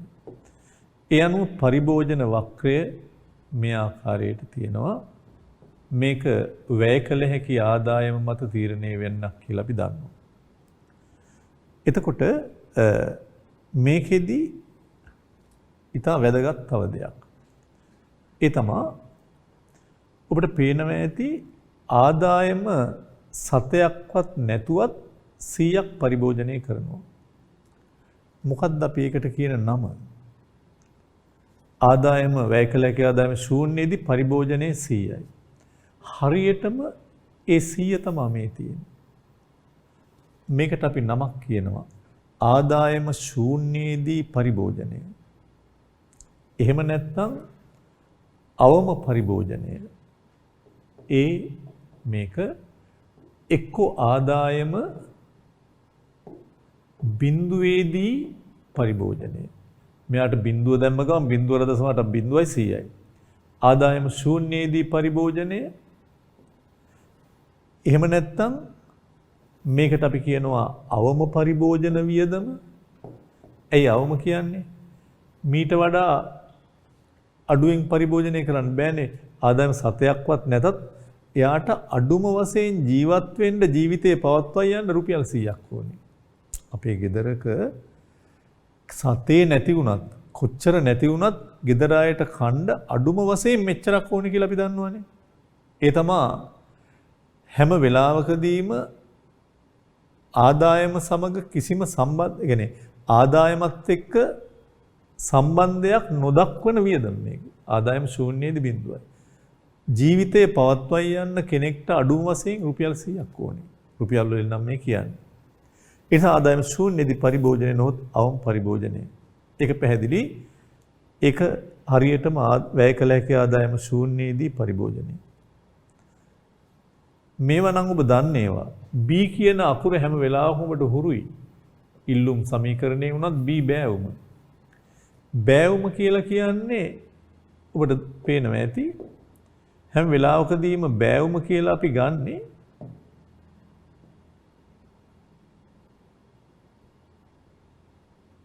මෙන්න මේ ඩෙල්ටා C මේ ඩෙල්ටා YD. ඒ නිසා බෑවුම කියලා අපි ගන්න මේ පරිභෝජන වක්‍රයේ බෑවුම කියලා අපි ගන්නේ ඩෙල්ටා C බෙදීම ඩෙල්ටා YD. මේකට දැනට මතක තියාගන්න වචනයක් MPC කියලා. මම ඒක ඉස්සරහට ඔබට හඳුන්වනවා. ආන්තික පරිභෝජන නැමියාව. marginal propensity to consume. ඒ නිසා MPC කියලා දැනට මතක තියාගන්න. ඒක තමයි බෑවුම. සරල රේඛාවක් නිසා ඒ බෑවුම වෙනස් වෙන්නේ නැහැ. සිංහලෙන් කියමු මොකද්ද මේ? මේ කියන්නේ වැය කළ හැකි ආදායම වෙනස් වෙද්දී වැය කළ හැකි ආදායම වෙනස් වීමයි පරිභෝජනයේ වෙනස් වීමයි අතර තියෙන අනුපාතය. තව විදිහෙන් කියමු. අපි කියුවේ වැය කළ හැකි ආදායම වෙනස් වීම ඩෙල්ටා පරිභෝජනයේ වෙනස් වීම අතර අනුපාතය. තව විදිහෙන් කියමු. වැය කළ හැකි ආදායම රුපියලකින් වැඩි වෙනකොට පරිභෝජනයට කීයක් එකතු වෙනවද? වැය කළ හැකි ආදායම රුපියලකින් වැඩි වෙද්දී පරිභෝජනයට කීයක් එකතු වෙනවද? පරිභෝජන වක්‍රයේ බෑවුම. ආන්තික පරිභෝජන නැමියාව. ඒක වෙනස් වෙන්නේ ඒක ස්ථිරයි. හොඳයි. ඔබ අනිත් පැත්තට ගියොත් ඔබට කිව්වොත් මේ ලේඛනය දීලා හෝ මේ වක්‍රය දීලා මේ සමීකරණය ගොඩනගන්න කියලා කොහොමද ඔබ ගොඩනගන්නේ? C සමානයි A ධන BYD. ඉල්ලුම් සමීකරණය වගේම තමයි. ඉස්සෙල්ලා B හොයා ගන්න පුළුවන්. B කියන්නේ බෑවුම. ඩෙල්ටා C 400යි ඩෙල්ටා YD 500යි. එහෙනම් ඉස්සෙල්ලා අපි B හොයා ගන්නවා. ඩෙල්ටා C 400යි ඩෙල්ටා YD 500යි. ඩෙල්ටා C මෙතන 500 ඉඳලා 900ට 400යි ඩෙල්ටා YD 500යි. ඩෙල්ටා C ඩෙල්ටා YD උත්තරේ දශම 8යි. හරියටම අපිට ඇවිල්ලා තියෙනවා දශම 8ම. ඊළඟ ප්‍රශ්න. කොහොමද A හොයාගන්නේ? කලින් කතාවම තමයි. A හොයාගන්නේ කොහොමද? මෙතන නම් බිඳුවේදී පරිභෝජනය තමයි ඒ කියන්නේ. ඔබට හොයන්න පුළුවන් ඕනනම්. A සමානයි ඔබට පුළුවන් මේ C වලින් BYD අඩු කරලා ගන්න. C වලින් BYD අඩු කරන්න පුළුවන්. ඉතින් C ඔබ ළඟ තියෙනවා. C වලට අපි 500 ගත්තොත් ඍණ B අපි දන්නවා දශම 8යි කියලා. ඒ වෙලාවේ YD C 500 දී YD 500යි. ඒ අනුව 500 දශම 8 වැඩුණාම 400යි. 500න් 400ක් 100යි. ඒ නිසා මේ A වලාගයත් හොයාගන්න පුළුවන් 100යි කියලා. ඒතර හොඳට මතක තියාගන්න අපිට සමීකරණය දීලා ලේඛනයේ ප්‍රස්තාරය අඳින්න පුළුවන්. ඒ වගේම ලේඛනය හෝ ප්‍රස්තාරය දීලා සමීකරණය දෙන්නත් පුළුවන්. ඒතර සමීකරණය අපි දන්නවා. පොදු සමීකරණේ. ඉස්සෙල්ලා හොයන්නේ ඉල්ලුම් සමීකරණ වගේ තමයි B. බෑවුම. 400 බෙදීම් 500 දශම 8යි. ඒ හොයන්න ඕන නම් මේ BYD සමීකරණයෙන් එහා පැත්තට ගන්නවා. C ඍණ BYD. C තියෙනවා ඕනේ තරම්, YD ඕනේ තරම් තියෙනවා. මේ අකුරු දෙක අපි ළඟ තියෙනවා ඇත්තටම. C හා YD තියෙනවා. කැමැති එකට ආදේශ කරන්න පුළුවන් අර ඉල්ලුමේ සැපීමේ වගේම. ඒ නිසා ඒ හොයන්න ඕන නම් C ඍණ BYD. අපි කරේ 500ට C කියන එකට 500 අරගෙන YD කියන එකටත් 500 ගත්තා. මේ මෙතනින් ගත්තා. ඕනනම් 1000යි 900යි ගන්න ඕන එකක්. ඒ අනුව ඒ වලගේ C එනවා එන. ඒ අනුව 100 ධන දශම 8යි YD කියලා සමීකරණය අපිට ගන්න පුළුවන්. මම හිතනවා ඉතින් මේ ටික හොඳට ඔබ දැනගෙන ඉන්න ඕනේ දෙයක්. ඉතින් ආයෙත් මම කියනවා ඒ කියන්නේ ආදායම ශූන්‍යදි පරිභෝජනය. නොහොත් අවම පරිභෝජනය. නොහොත් ආදායම සතයක්වත් නැතුව අවම වශයෙන් ජීවත් වෙන්න අවශ්‍ය සල්ලි ගන්න. ඊළඟට මේ සිරස් වක්‍රේ සිරස් රේඛාවේ අන්තක්ඛණ්ඩය ඕන එක. ඒතර B කියලා කියන්නේ බෑවුම, ජ්‍යාමිතිකව නම් බෑවුම, ඩෙල්ටා C ඩෙල්ටා YD. ආර්ථික විද්‍යානුකූලව කියනවා නම් මේක ආන්තික පරිභෝජන නැමියාව. එහෙම නැත්නම් වැය කළ හැකි ආදායමේ වෙනස හා පරිභෝජනයේ වෙනස අතර අනුපාතය. එහෙමත් නැත්නම් වැය කළ හැකි ආදායම රුපියලකින් වැඩි වෙනකොට පරිභෝජනයේට කීයක් එකතු වෙනවාද කියන පැත්ත. අනිත් පැත්තට ගියත් කමන්නේ නැහැ. වැය කළ හැකි ආදායම රුපියලකින් අඩු වෙද්දී පරිභෝජනයේ කීයකින් අඩු වෙනවද? ඕන පැත්තක්. ඒ නිසා මේ ටික හොඳට ඔබ අවබෝධ කරගත යුතුයි. අනිකුත් කරුණු නොවෙනස්ව තිබියදී වැය කළ හැකි ආදායම හා පරිභෝජන වියදම අතර පවතින සම්බන්ධතාව පරිභෝජන සිතෙන් නිරූපණය වේ.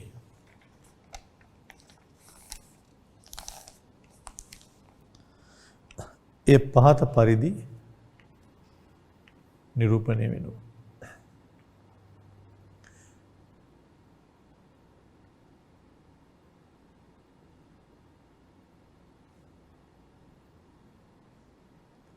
C සමානයි FYD.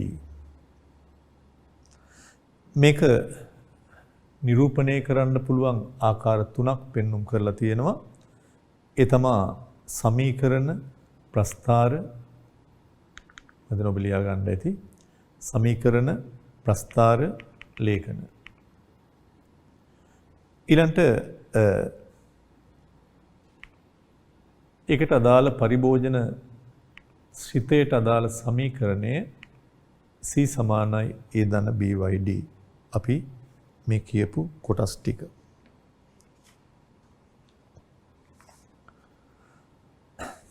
ඉස්සෙල්ලාම අපි ගන්නවා A කියන අකුරේ තේරුම ඒ තමයි අවම පරිභෝජන වියදම. එහෙම නැත්නම් ස්වායත්ත. ස්වායත්ත කියන්නේ ආදායමෙන් වෙනස් වෙනවා. ආදායම ඇතත් නැතත් ආදායම අදාළ නැහැ පරිභෝජනයට. සල්ලි නැතත් පරිභෝජනය කරන ආගේ. ජීවත් වෙන්න අඩුම වශයෙන් තියෙන්න ඕනේ මුදල.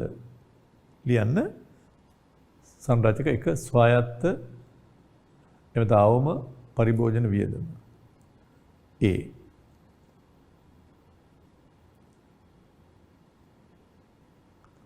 ඒක හඳුන්වා ගන්නවා මින් අදහස් කරන්නේ පුජ්‍යලේකුට ජීවිතේ පවත්වාගෙන යාම සඳහා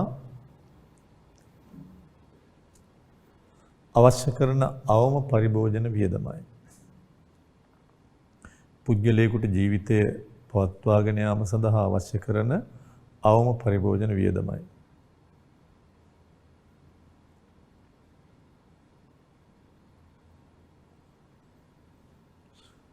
පුජ්‍යලේකුට ජීවිතේ පවත්වාගෙන යාම සඳහා අවශ්‍ය කරන අවම පරිභෝජන වියදමයි.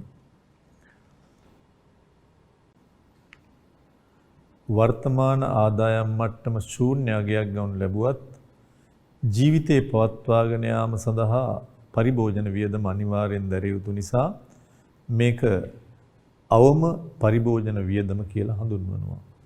එමෙන්ම ආදායම සමග සම්බන්ධයක් නොදක්වන නිසා මේක ස්වායක්ත වියදමක් කියලාත් හඳුන්වනවා. සම්බන්ධයක් නැහැ ආදායම ඇතත් එකයි නැතත් එකයි මේ පරිභෝජනයේට. මම හිතනවා ඒක සටහනේ තියෙනවා. ඊළඟට අපි එනවා ඊළඟ කොටසට.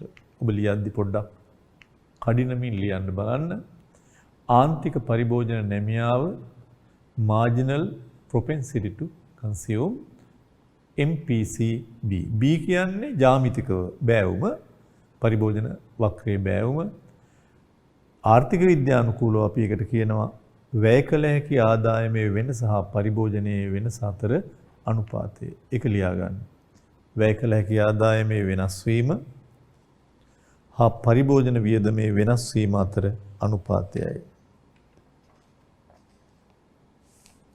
වැය කළ හැකි ආදායමේ වෙනස් වීම හා පරිභෝජන වියදමේ වෙනස් වීම අතර අනුපාතයයි අනුපාතිකයයි. යටින් කියනවා වැය කළ හැකි ආදායම රුපියලකින් වැඩි වන විට එයින් කොපමණ ප්‍රමාණයක් පරිභෝජනයේ සඳහා වැය කරන්නේද යන්න මෙයින් දැක්වේ. පරිභෝජන වක්‍රයේ බෑවුම මගින් නිරූපණය වන්නේද ආන්තික පරිභෝජන නැමියාවයි. ඒකත් සටහනේ තියෙනවා.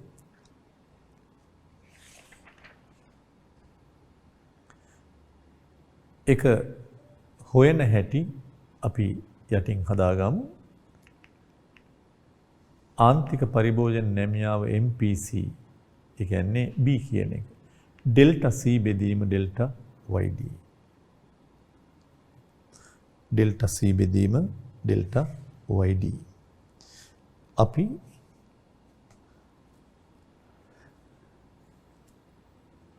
උදාහරණයකින් මේ පිළිබඳ කතා බහ කරමු. දැන් මේ පැත්ත හොඳටම අවබෝධ කරගන්න ඕනේ ඔබ විභාගයේදී කොයි ආකාරයෙන් හෝ මේ පරිභෝජන සිත පරිභෝජන වක්‍ර පිළිබඳව ඔබගේ දැනුම පරීක්ෂා කිරීමක් කරනවා. පරිභෝජනයේ වෙනස බෙදීම වැය කළ හැකි ආදායම වෙනස ඩෙල්ටා C බෙදීම ඩෙල්ටා YD. උදාහරණයක් තියෙනවා. C සමානයි 200.8 YD යන පරිභෝජන සිතය පහත පරිදි අර්ථ දක්වන්න පුළුවන්. 200.8 YD. මෙහි අවම පරිභෝජන වියදම 200යි. ඇයි? C සමානයි 200.8 YD. මේ ආවේ ඒ ධන BYD කියන සිතය. එහෙනම් මේ තමා YD ශූන්‍යයේදී බිඳුවරක් දශමයට බිඳුවයි. YD බිඳුවේදී පරිභෝජනය. බිඳුව දාපු ගමන් බිඳුවර දශමයට බිඳුවයි මෙතන එන්නේ 200යි. ඊළඟට එනම් වැය කළ හැකි ආදායම ශූන්‍යයේදී පවා 200ක පරිභෝජන වියදමක් තියෙනවා. ජීවත් වෙන්න අඩුම 200ක් ඕනේ ආදායම සතයක්වත් නැතත්. ඒක ලියා ගන්න පුළුවන්. අවම පරිභෝජන වියදම රුපියල් 200කි. එනම් වැය කළ හැකි ආදායම ශූන්‍යයේදී පවා 200ක පරිභෝජන වියදමක් පවතින බවයි.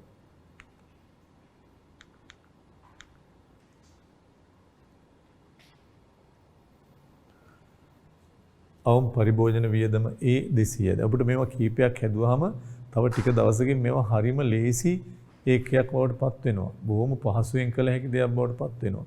මුලදී දැන් ඔබට ඉල්ලුම් සමීකරණය වුණත් මුලදී අමාරුනේ. නමුත් දැන් ඒක සාමාන්‍ය දෙයක්. ඒ හින්දා අවම පරිභෝජන වියදම රුපියල් 200යි. වැය කළ හැකි ආදායම ශූන්‍යයේදී පවා 200ක පරිභෝජන වියදමක් තියෙනවා. අංක 2.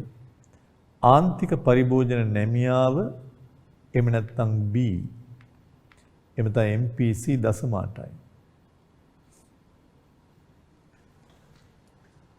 C සමානයි A ධන BYD වල අපිට දීලා තියෙන්නේ 200.8 YD. අපි දැන් කතා කරන්නේ මෙයා. ඒ තමා වැය කළ හැකි ආදායම වෙනස් වෙද්දී ඊට ප්‍රතිචාරීව පරිභෝජනයේ කොච්චර වෙනස් වෙනවද කියන එක. වැය කළ හැකි ආදායම රුපියලක් වැඩි වෙනකොට පරිභෝජනය 780කින් වැඩි වෙනවා. 100ක් වැඩි වෙනකොට 80යි. 1000කට 800යි. ඒ වගේ. මේ කෑල්ල විතරයි හැබැයි මෙතෙන්ට සම්බන්ධයක් නැහැ. මෙයා රුපියලයි නම් 780යි, 100 නම් 80යි, 1000 නම් 800යි ඒ වගේ. එනම් වැය කළ හැකි ආදායම 1 රුපියලකින් ඉහළ යන විට පරිභෝජන වියදම 780කින් ඉහළ යන බව. ඊළඟට පරිභෝජන සිතය ලේඛනයක් මගින් අපි දැන් මේක ලේඛනයකට ගන්න බලමු. ලේඛනයේදී ඔබට වැය කළ හැකි ආදායම දෙන්න ඕනේ. තොරතුරු දෙන්න එපා නැත්නම් ඔබ කොහොමද හොයන්නේ? ඒකට ඔබ හිතලා ගන්න ඕනේ. ඒ නිසා මේකේ වැය කළ හැකි ආදායම කොච්චරක්ද කියලා ඔබට වරින් වර දීලා තියෙනවා. ඒ තමා වැය කළ හැකි ආදායම හා පරිභෝජනයට සම්බන්ධයේ වගුවකින් පෙන්වන එක තමයි ලේඛනය කියලා අපි ගන්නෙ. අර උදාහරණෙමයි 200.8 YD. ඒ අනුව ඔබට වැය කළ හැකි ආදායම් මට්ටම් කීපයක් දීලා තියෙනවා. C සමානයි 200.8 YD. YD වලට බිඳුව දැම්මොත් බිඳුවරක් දශමයට බිඳුවයි එනම් මෙතෙන්ට එනවා 200ක්. ඔබ මාත් එක්ක හදයියා. 500 දැම්මොත් බිඳුව අයින් කරන්න දශම ස්ථානයක් තියෙන නිසා 850න් වැඩි වුණාම 400යි 200යි 600යි. දැන් ඉතින් ඔබට ඔළුවට එන්න ඕන එක දෙයක්. මෙතන 500 වැඩි වෙලා තියෙන නිසා ඒක මත තියන්න සමාන ගානකින් වැඩි වෙන නිසා මම මේ කියන්නේ. එහෙමනම් මෙතනත් සමාන ගානකින් වැඩි වෙන්න ඕනේ මේක සරල රේඛාවකට දාලා සිතයක් නිසා. එහෙනම් ඊළඟට අපි ගන්නවා 1000 දී මේ අග බිඳුව අයින් කරන්න දශම ස්ථානයට 800 වෙන්නම 800යි 200යි 1000යි. එකක් දෙයක් හැදුවාම ඔබට තේරෙනවා 1500න් බිඳුව අයින් කරා 158න් වැඩි වුණාම 1200යි 200යි 1400යි. ඒ අනුව 400 400 වැඩි වෙලා තියෙනවා 200 600 1000 1400 1800 2200 2600 ලෙස. ඒ අනුව මේක තමයි ඔබට සකස් කරගන්න තියෙන ලේඛනය. දැන් අපි මේක ගමු ප්‍රස්ථාරයකට. ඒ තමයි වැය කළ හැකි ආදායම ඔබ ගන්න ඕනේ හැම වෙලාවකදීම YD ගන්න ඕනේ තිරස් අක්ෂයට. C ගන්න ඕනේ තිරස් එකට. වැය කළ හැකි ආදායම තිරස් අක්ෂයට ගද්දී 500 500 තියෙනවා. ඒකේ ප්‍රශ්නයක් නැහැ. ඉක්මනින් ගන්න ඕනේ 500 500. මේ පැත්ත ඔබට තියෙනවා ඒක ඔබට පුළුවන් 400 400 ගන්න 2000 ගාණක් තියෙන නිසා. ඒ සම්බන්ධ ජ්‍යාමිතිකව ගන්න එක අපි කරන්නේ. අපි ළඟ දැන් ප්‍රස්ථාරයක් මේ ලේඛනයක් තියෙනවා. මතක ඇති YDC. අපි YD ගත්තේ මුලින්ම බිඳුවයි බිඳුවේදී 200ක් ආව මේ සිතය C සමානයි 200 ධන 0.8යි YD. මේකට අනුව අපි හදලා තිබ්බේ බිඳුවයි 500 දී 600යි 1000 දී 1000යි 1500 දී 1400යි තිබ්බේ. දැන් මෙතනත් බලන්න දැන් මේවා අපි ඉතුරුම් ගැනත් කතා කරමු පස්සේ සතයක්වත් නැතුව 200ක් පරිභෝජනය කරලා තියෙන්නේ කොහෙන් හරි ඉතුරු කරපු සල්ලි හෝ ණය අරන්. 500ක් ආදායමේදී 600ක් පරිභෝජනය කරලා තියෙන ආදායමට අමතරව තව 100ක් කොහෙන් හරි ණය අරන්. 1000ම වියදම් කරලා තියෙනවා. ලේඛනයේ ලකුණු කරමු. බිඳුවේදී 200යි ලක්ෂ්‍ය මෙතන. මාත් එක්ක ලකුණු කරන්න. 500 දී 600යි. මෙන්න 500 මෙන්න 600. 1000 දී 1000යි. 1500 දී 1400යි. ඒ අනුව වක්‍රය අඳින්නේ මෙහෙම.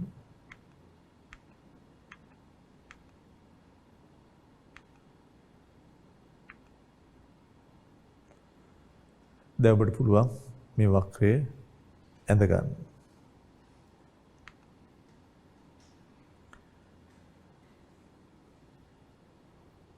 ලේඛනයත් ඔබ ළඟ තියෙනවා බිඳුවේ 200යි 500යි 600යි 1000යි 1000යි ලක්ෂ කීපයක් ලකුණු කරත් ඔබට මේ ප්‍රස්ථාරය එනවා සරල රේඛාවක් නිසා.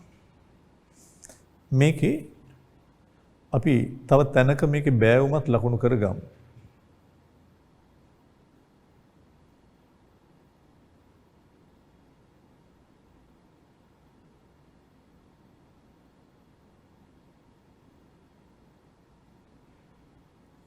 ඒ මෙතන 1500 2000 අතර ඔබ මේ වගේ ලකුණු කරගත්තා නම් හොඳයි.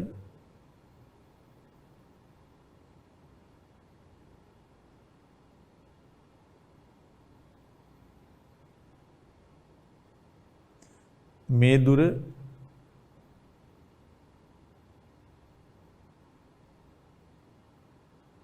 ඩෙල්ටා C මේ දුර ඩෙල්ටා YD.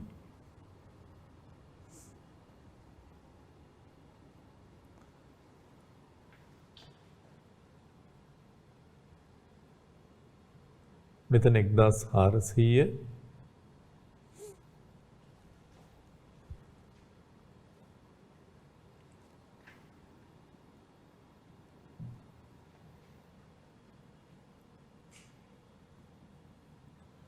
මෙතන 1800. ඒ අනුව මේ එන්නේ ඒ බෑවුම ඩෙල්ටා C බෙදීම ඩෙල්ටා YD. ඒකත් ලකුණු කරගන්න අපි ඉදිරියේදී ඒක අපිට ඕන වෙන නිසා.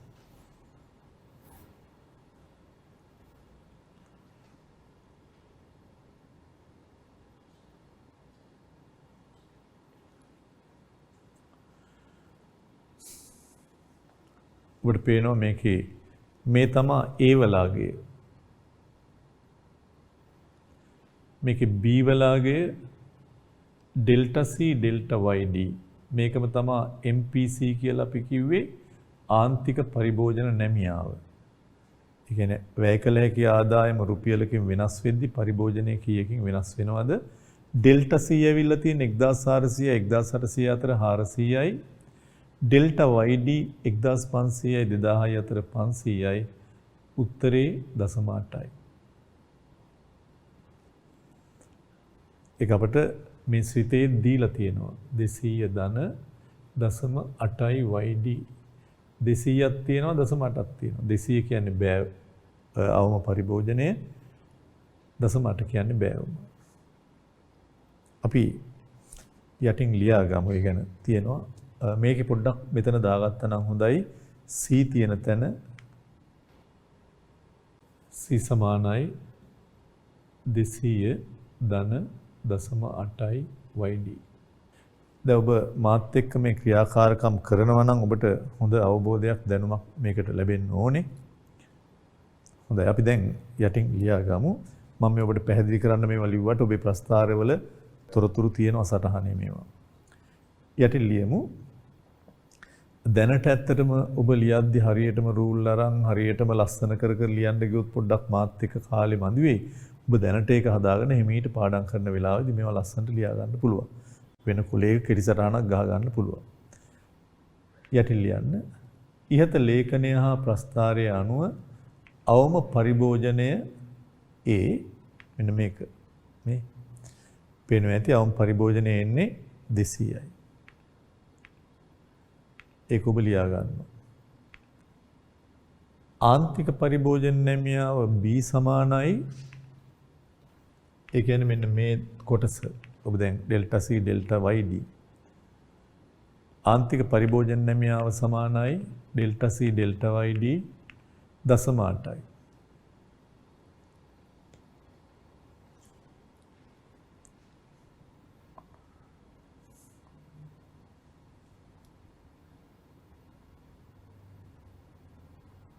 දසමාටයි.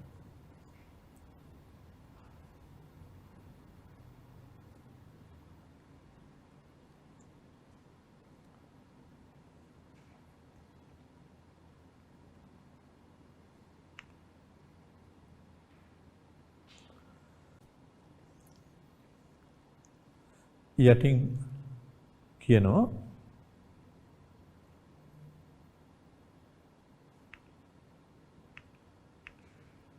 පෞද්ගලික පරිභෝජනය කෙරෙහි බලපාන සාධක අතුරින් වැය කළ හැකි ආදායම වෙනස් වීම නිසා ඒ කියන්නේ මේ පැත්තට අපි දැම්මා YD වැය කළ හැකි ආදායම මේ පැත්ත C. වැය කළ හැකි ආදායම වෙනස් වෙනකොට මෙයා වැඩි වෙනකොට අඩු වෙනකොට පරිභෝජන වක්‍රයේ දිගේ ලක්ෂය යනවා මේ 500 දී මෙයා 400යි 1000 දී මෙයා 800යි වගේ මේ ලක්ෂ වැය කළ හැකි ආදායම වැඩි වෙද්දී පරිභෝජන ලක්ෂය වක්‍රයේ දිගේ ඉහළ පහළ යනවා. හැබැයි වැය කළ හැකි ආදායම හැර අනෙක් සාධක මොනවද? ණය, ධනය, අපේක්ෂා ඒවා වෙනස් වුණොත් මේ වක්‍රය වමට හෝ දකුණට වෙනස් වෙන්න පුළුවන්. ඒ ගැන අපි පස්සේ කතා කරමු. හරියටම මේ වගේ මිලින්දා ඉල්ලුම් ප්‍රමාණය වෙනස් වුණොත් ඉල්ලුම් වක්‍රයේ දිගේ ලක්ෂය එහාට මෙහාට යනවා. මිල හැර අන්සාධක හින්දා වෙනස් වුණොත් වක්‍රය වමට දකුණට යනවා ඉල්ලුම් වක්‍රය. ඒ වගේම තමයි වැයකල මේ අක්ෂයේ තියෙන විචල්්‍ය වෙනස් වෙලා පරිභෝජනය වෙනස් වුණොත් ලක්ෂය එහාට මෙහාට යනවා. මෙයා හැර ධනය, මිල මට්ටම්, අපේක්ෂා ඒවා හින්දා වෙනස් වුණොත් වක්‍ර විතන්වීමක් වෙන්නේ. මේ ගැන පස්සේ කතා කරනවා අලුකුවට හිතට ගන්න යන්න එපා. හොඳයි. මා හිතනවා අපේ විෂය නිර්දේශයේ තියෙන වැදගත්ම එක වැදගත් කොටස් ටිකක් අද සාකච්ඡා කිරීම කරා. ඉතින් අපි නැවත මුණ ගැහෙන තුරු අදට ඔබෙන් සමුගන්නවා. ඔබ සැමට සුබ දවසක් නැවතත් ප්‍රාර්ථනා කරමි.